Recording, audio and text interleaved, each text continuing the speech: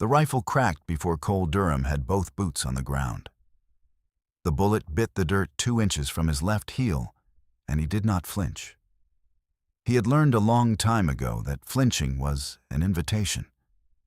He turned slowly, hand loose near his hip, and looked at the 3 men blocking the entrance to the relay station at Copper Creek. The one in the middle had a badge that had been bent and straightened so many times it sat crooked on his chest, like a drunk on a fence rail. "Ost Durham," the man said. "You ride another mile toward Crown Rock and we put the next one through your hat." Cole looked past them at the station door. Through the single window, he could see 2 small faces pressed against the glass. His daughters, Ellie, 7, Nora, 5. They had their hands flat on the pane the way kids do when they think the glass will protect them from whatever is outside. He had been riding for 11 days straight to get back to them. "Who sent you?" Cole said. "Mr. Holt. Holt doesn't own this land. He owns the water rights, which means he owns everything that needs water, which is everything." The man smiled. It was the smile of someone who had rehearsed the line. Cole's horse, a big roan named Beryl, shifted under him. Beryl was smarter than most men Cole had ridden with, and right now Beryl was turning his body sideways the way he did when he thought a fight was about to start. "Easy," Cole said. It was not clear if he was talking to the horse or to himself. Inside the station, May Durham opened the door. She was Cole's older sister, not his wife, and she had been watching the girls for the 6 weeks he had been gone chasing a cattle contract north of the territory.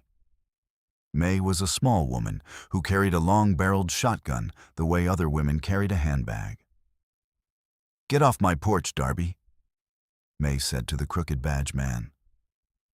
"May, this is business between men. Your business is getting smaller every second you stand there." Darby looked at Cole. Cole looked at the window. Ellie had pulled Nora back from the glass, and now only Ellie's face showed, chin up, the same expression their mother used to wear before she died. Cole felt something pull tight in his chest, like a rope going taut around a post. He had made a promise at the graveside. He had kept every part of it except one. "Tell Holt the water rights are in dispute," Cole said.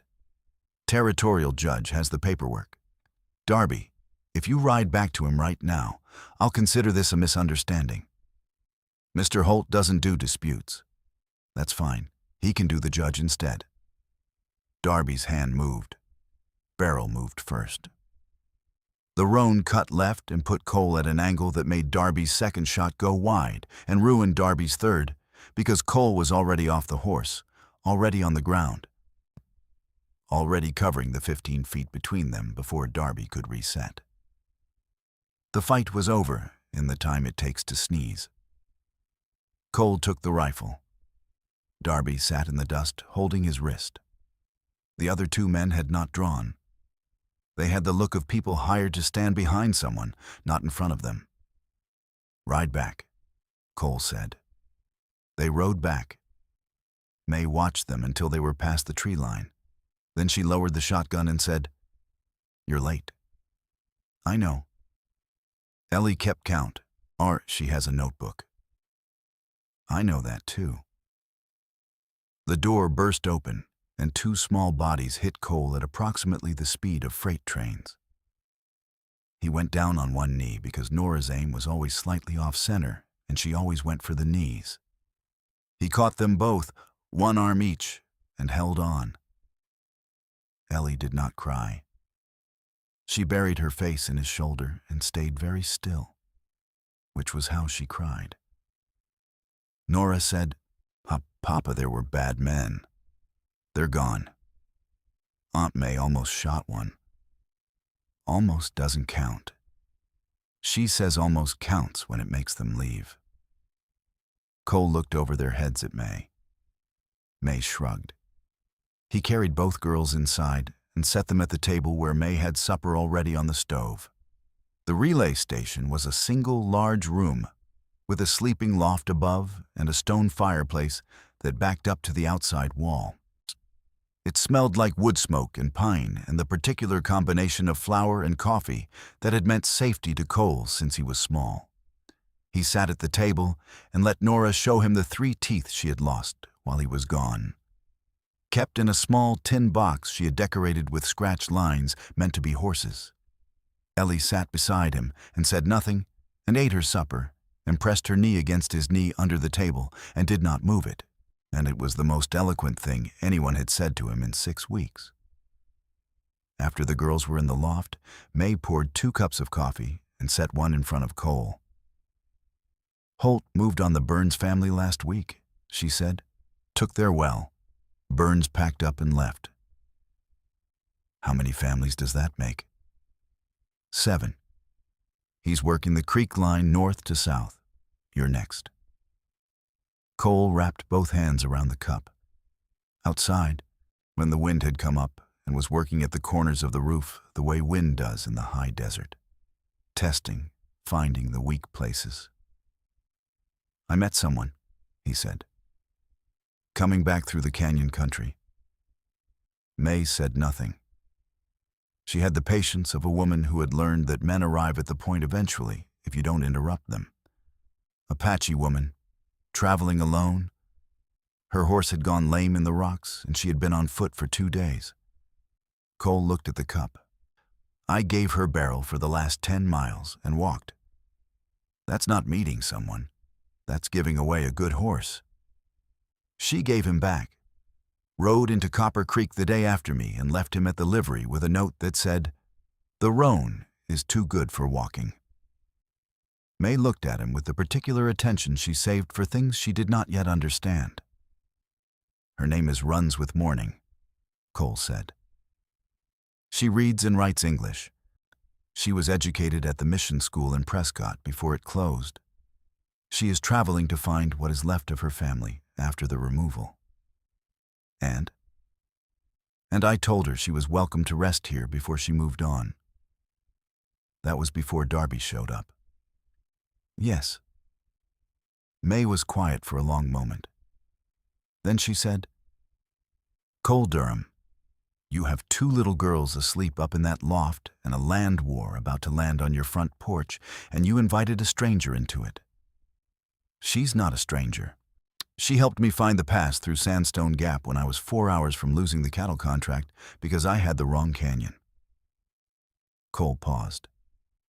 She didn't ask anything in return. She just helped. May picked up her cup, set it down. "What does she want?"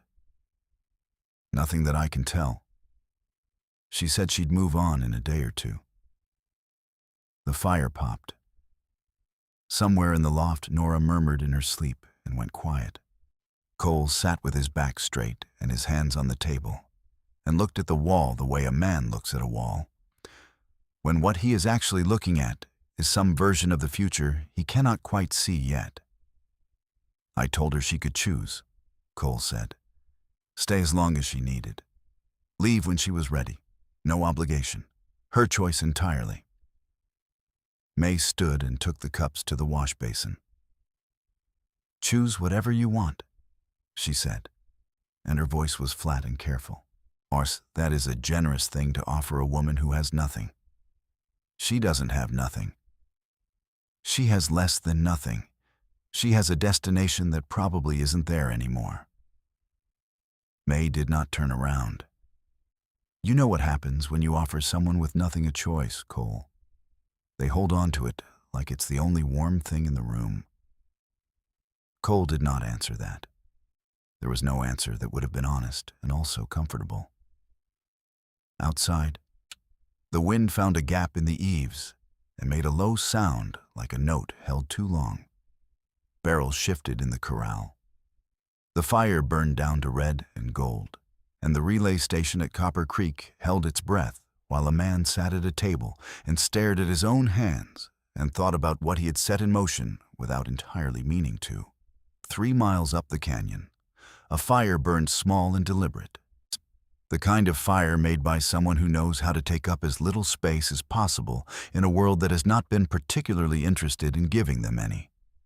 Runs with Morning sat beside it and looked at the stars, which were the same stars everywhere, and waited for morning the way she had learned to wait for most things.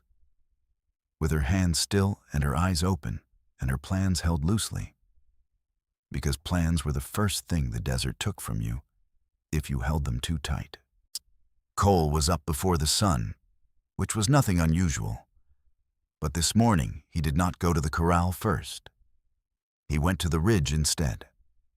He stood on the flat rock above the relay station with his coffee cooling in his hand and looked north toward Crown Rock, where Rupert Holt had built his main house on top of a mesa like a man who wanted everyone below to understand the view from up there was his and no one else's.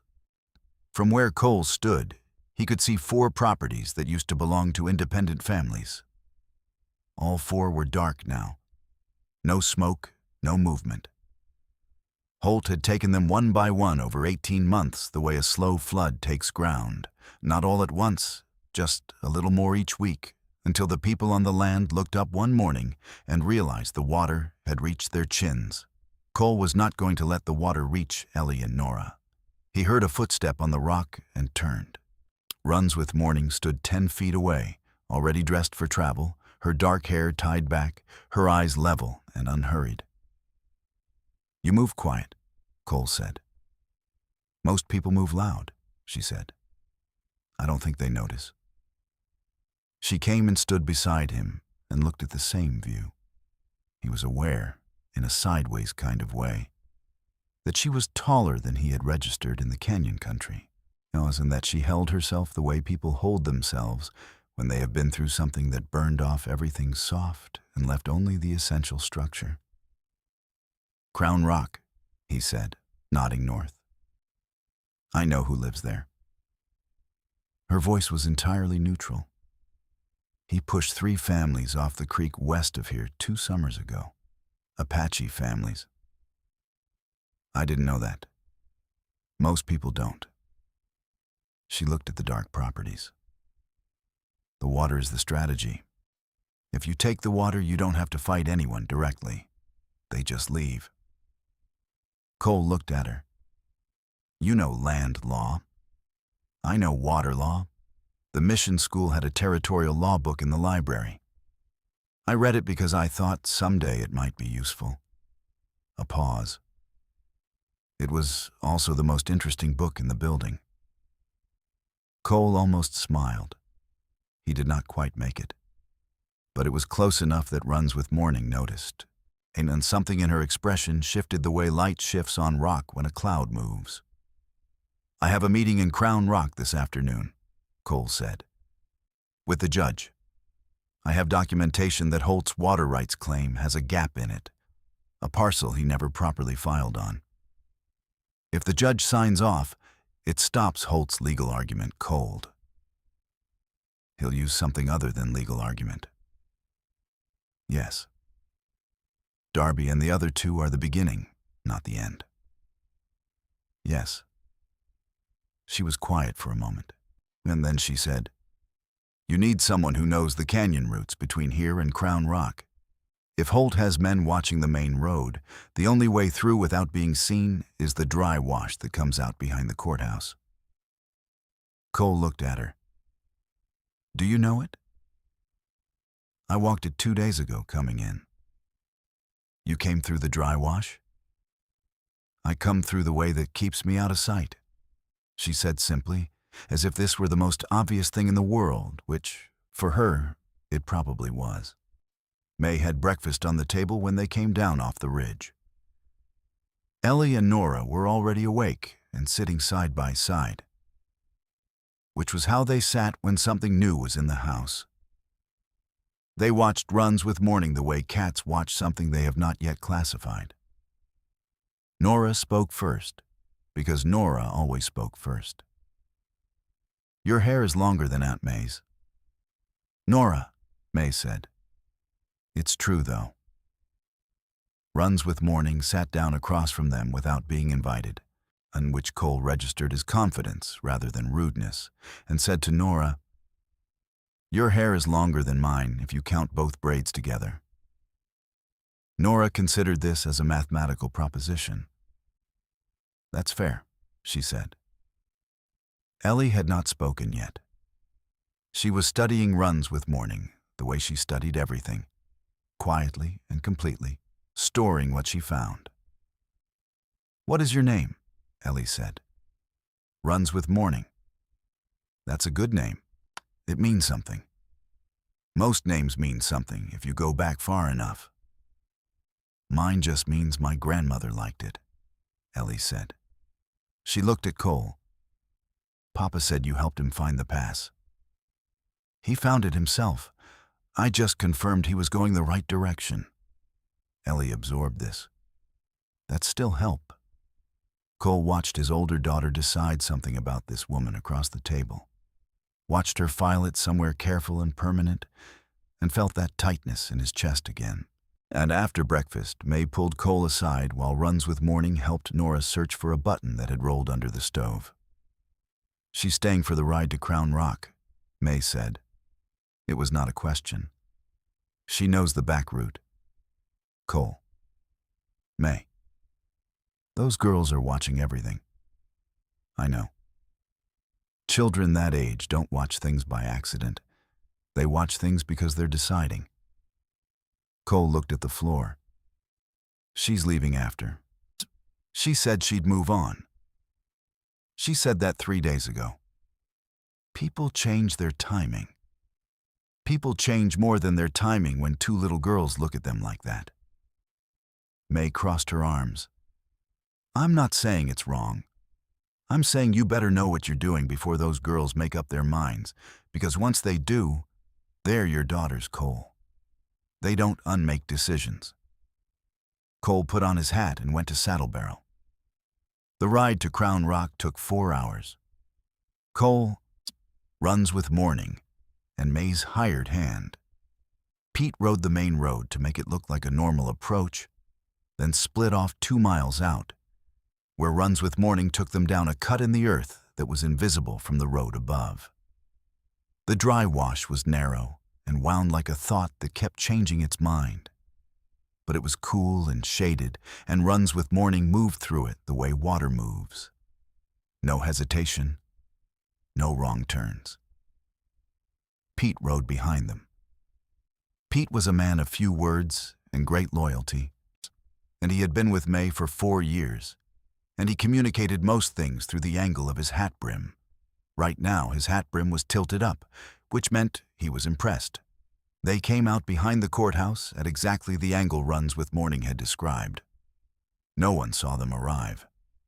Judge Calvin Prentice was a man who had the look of someone who had been told bad news so many times that his face had arranged itself permanently into the posture of bracing for it. He read Cole's documents twice, slowly, with a cup of tea going cold beside him. "The gap in Holt's filing is real," Prentice said. "Yes." "He'll know I signed off by tonight." "Yes."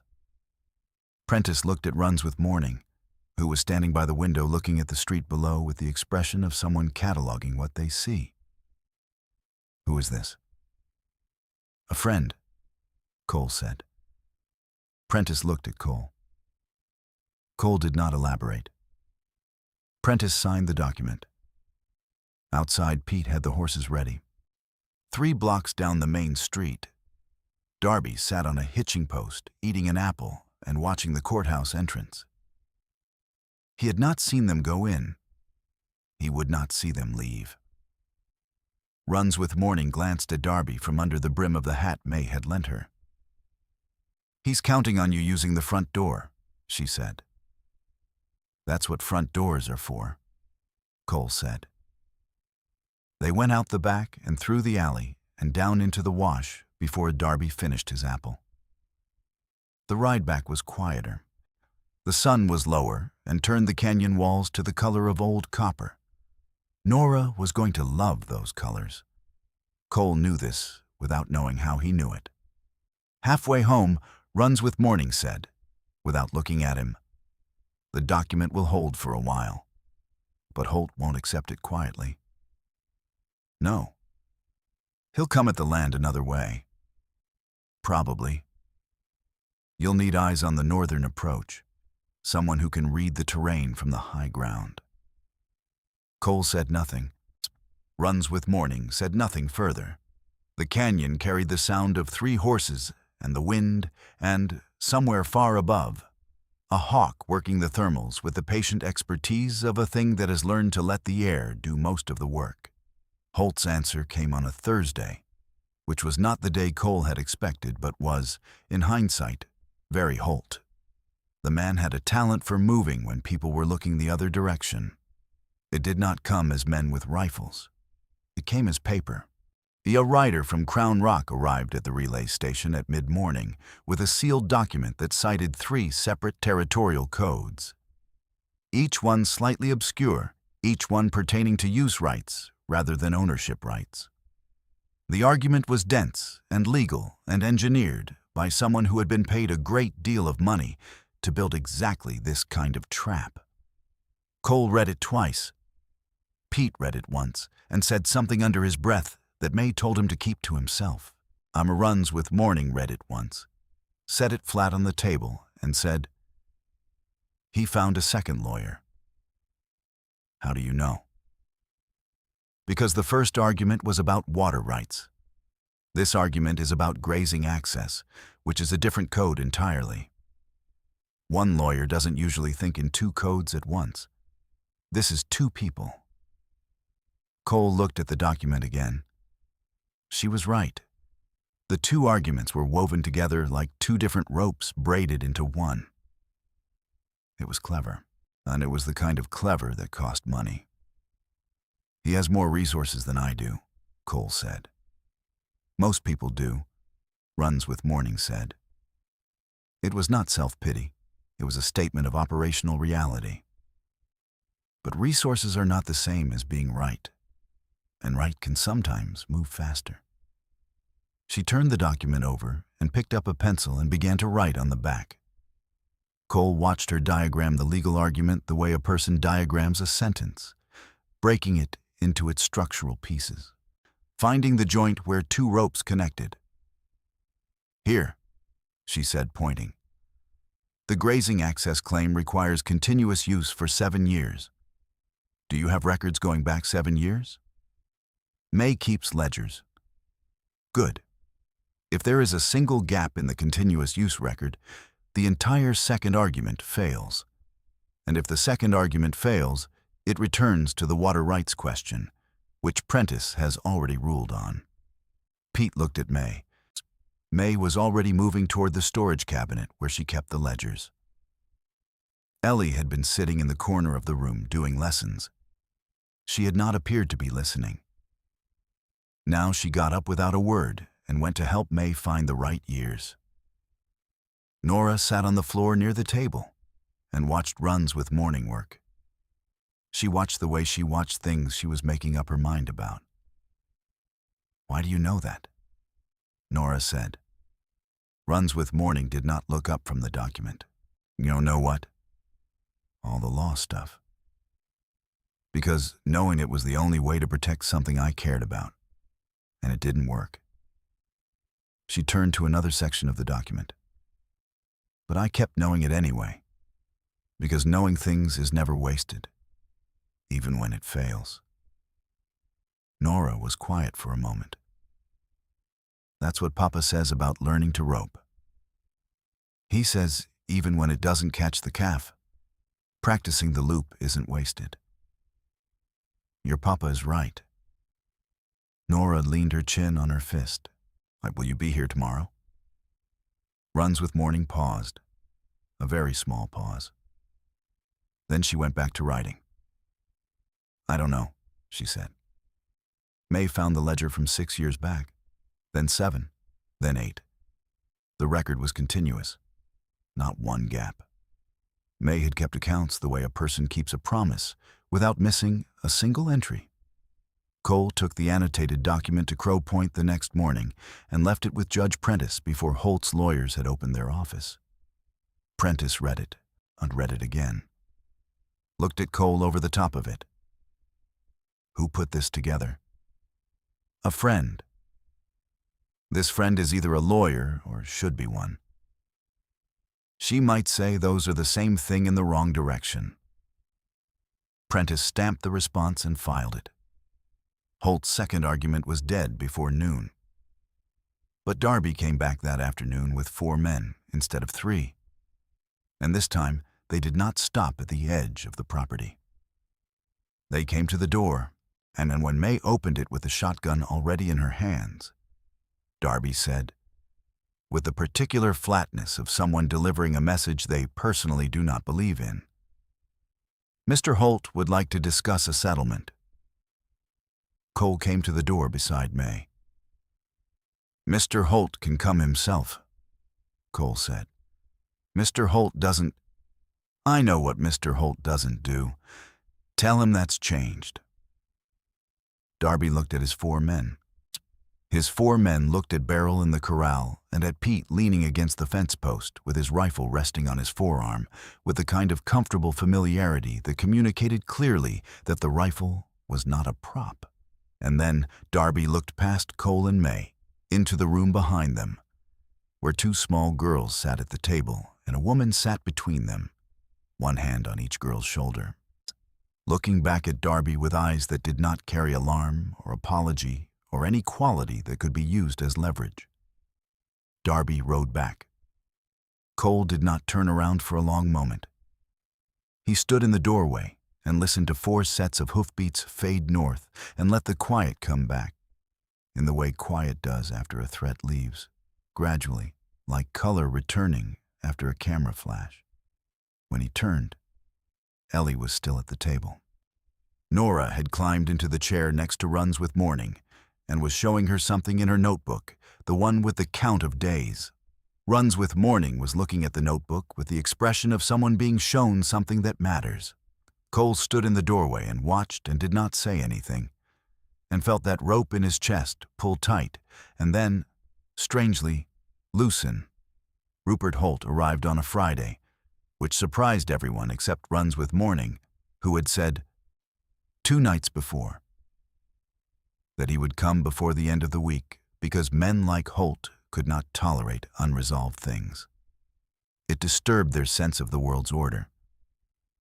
He came with 1 man, a lawyer, and no rifles. This was either confidence or diplomacy. And with Holt, it was usually some percentage of both. He was a large man who wore his size as a kind of argument. His coat was good quality and his boots were custom-made, and he had the unhurried manner of someone accustomed to rooms waiting for them rather than the other way around.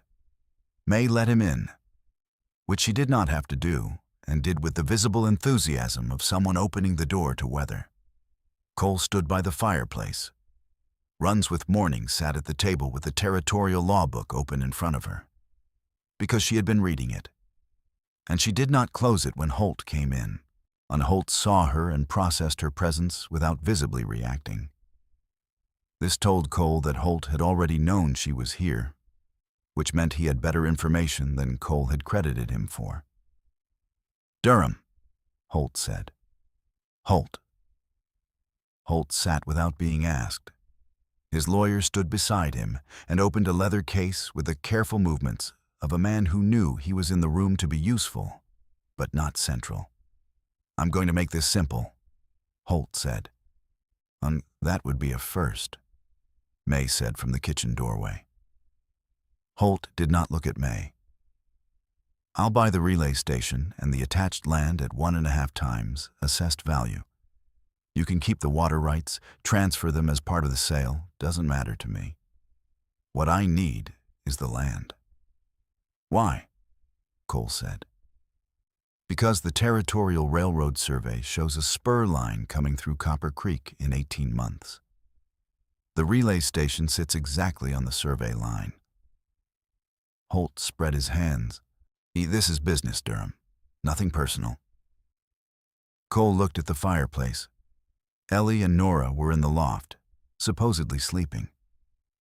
He could hear, in the particular quality of the silence above, that they were not sleeping. 1.5 times assessed, Cole said. It's a fair offer. It's a convenient offer. Cole looked at him. How long have you known about the railroad survey? Holt smiled. It was the smile of a man who has been caught doing something he considers professionally acceptable. Long enough. So the water rights campaign, the legal arguments, all of it, was to lower your options so you'd be willing to sell. Holt said it without apology, with the tone of a man explaining how a machine works. If you'd sold 6 months ago, I'd have offered assessed value. You waited, so you get more. That's not punishment, Durham. That's how leverage works. Runs with Morning spoke without looking up from the law book. The railroad survey is a public document. Holt looked at her. Any landowner in the path of a territorial survey has right of first negotiation with the railroad directly, she said. It's in the Territorial Commerce Code. Section 14. She turned a page. If Durham files that claim within 30 days of the survey publication date, he negotiates with the railroad, not with you. And the railroad pays land acquisition rates, not assessed rates. She looked up. Section 14 rates are considerably higher than 1.5 times assessed. Holt's lawyer made a small, involuntary movement with his hand. Holt was quiet for a moment. He looked at Cole. He looked at the woman across the table who had just disassembled his entire 18-month strategy with a page number and a level gaze. "Who are you?" Holt said. "Someone passing through," she said. Holt looked at his lawyer. His lawyer gave the very small nod of a man confirming that, yes, the law is exactly what she said it is. Holt stood. "I'll revise the offer." "File it in writing with Judge Prentice," Cole said. "Within the week." Holt looked at the room one more time, the way rooms get looked at when the person doing the looking is rearranging their understanding of who has the advantage. Then he left. His lawyer followed. Zimmay closed the door with slightly more force than was strictly necessary. The silence lasted about 4 seconds. Then Nora's voice came from the loft. "Papa, is he gone?" "He's gone." Runs with Morning knew the law. She did. She knew it from a book. That's usually where law comes from. Nora was quiet for a moment. Then she said, "Ellie says she wants to ask her something." "Ask her yourself," Ellie said. A shuffling sound. A small face appeared over the edge of the loft, not looking down. Nora's face, wholly serious. The way she looked when she had made up her mind about something and wanted everyone to know the decision was final. "We want that Apache woman to be our mom," Nora said. The room absorbed this the way rooms absorb certain kinds of announcements. Completely, with no echo. May looked at the ceiling, then at the middle distance, then at her hands. Pete, who had been in the doorway, he turned and went outside with the speed and silence of a man who understood this was not a moment for hired hands. Cole stood by the fireplace. He did not look at Runs with Morning. He looked at the floor and at the fire and at the floor again. Runs with Morning sat very still. The law book was open in front of her. She did not look at it. "Nora," Cole said carefully. "It's what we want," Ellie said from the loft. Ellie's voice was quieter, but carried the weight that Ellie's voice always carried when she had thought something through completely. "We talked about it." "When did you talk about it?" "Last night, and the night before." A pause. "And this morning." Cole finally looked at Runs with Morning. She was looking at the table, at the law book, at her own hands flat on the cover. Her expression was not readable by any simple measure. It carried too many things at once. like the way a river carries too many currents to name them all from the surface. Girls, Cole said, that is not a decision you make for other people. We know, Nora said. That's why we're asking. The fire burned. The wind worked at the eaves. Outside, Beryl moved in the corral. Runs with Morning looked up. She looked at Cole. He looked back at her, and neither of them looked away. And the room held that. The two of them, in the question that had been building since a canyon pass and a lame horse and a note left at the livery. And there was nothing comfortable or simple about it, and it was also the most honest thing in the room. I have to find my family, she said. To the girls, not to Cole. We know, Ellie said. We could come. Runs with Morning closed her eyes, opened them. That is a long journey, and I don't know what is at the end of it. Papa didn't know what was at the end of the cattle drive, Nora said. He went anyway. May made a sound that was not quite a laugh. She turned to the window. Cole crossed the room and pulled a chair out from the table and sat down across from Runs with Morning. Close enough that this was no longer a room-wide conversation. Close enough that it was between them. I told you to choose whatever you wanted, he said. You did. That offer still stands. Runs with Morning looked at the man across the table. This patient, worn, careful man who walked 10 miles so her horse wouldn't break on rocks, who asked nothing in return, who told a woman with no land and no destination that she could choose freely, who sat at a table with his hands open and waited. She thought about the mission school library, the law book, the stars from every camp she had made alone in 2 years of searching, the roan horse she had returned because keeping it would have been taking something she had not been offered. She had been offered something now. I need 3 weeks, she said, to reach the settlement camp north of the territory and find out what is left of my family. We can ride in 3 weeks, Cole said. You have a land negotiation with the railroad. Pete can hold that. Pete, from outside, said, I heard that, and yes, I can. Runs with Morning looked at the loft, where 2 small faces were pressed against the edge, watching. Ellie, with her mother's chin and her father's patience. Nora, who carried every decision she made like a flag. Something in her chest that had been held carefully, held small, held with both hands for a very long time, moved. Not open, not yet, but shifted, the way a door shifts when the wind changes and it is no longer entirely closed. 3 weeks, she said. 3 weeks, Cole agreed. Nora, from the loft, said, Does that mean yes? Runs with Morning looked at the ceiling, at the 2 faces above her, at this house that smelled like wood smoke and flour and coffee, and the specific warmth of a place where people had decided to stay. It means, she said, that I am not leaving tonight. Nora took this as the yes it was. Ellie said nothing. She lay back in the loft and looked at the ceiling and pressed her hand flat against the wood, the way she had pressed it against the window glass the night her father came home. This time, she was not keeping something out. She was keeping something in. The fire settled. The wind eased. Copper Creek went quiet in the way it went quiet when the day had given everything it had and was ready to let the night take over.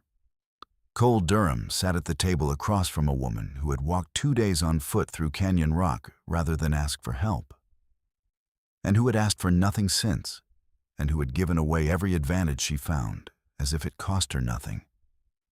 And he thought about the promise he had made at a graveside and the one part of it he had not yet kept. He thought he might know now what that part looked like. Outside, the stars came out one at a time, the same stars everywhere, and the same in the canyon country as above Copper Creek, the same patient and enormous sky. Beryl stood in the corral and put his nose to the wind from the north and found it good. The relay station held its light against the dark.